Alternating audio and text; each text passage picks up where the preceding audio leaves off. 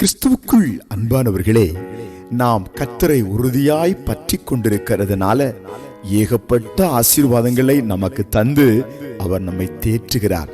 சங்கீதம் 63:7-8 நீர் எனக்கு துணையாயிருந்ததினால் உமது செட்டைகளின் நிழலிலே களி கூறுகிறேன்.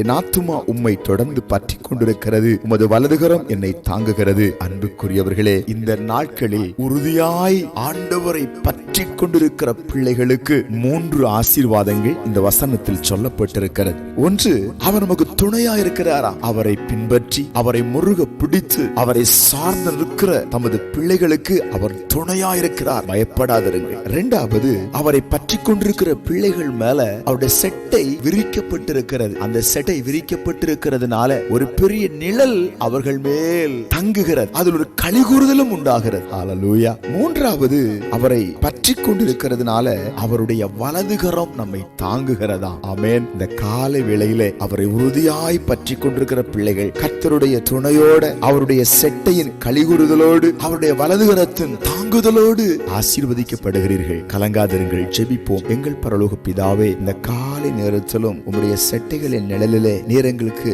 அடைக்கலம் தந்து எங்களுக்கு துணையாயிருந்து உமது வலதுகரத்தினால் எங்களை தாங்குகிறதுக்காய் தேற்றுகிறதுக்காய் ஸ்தோத்திரம். இயேசுவின் நாமத்தில் ஆமென்.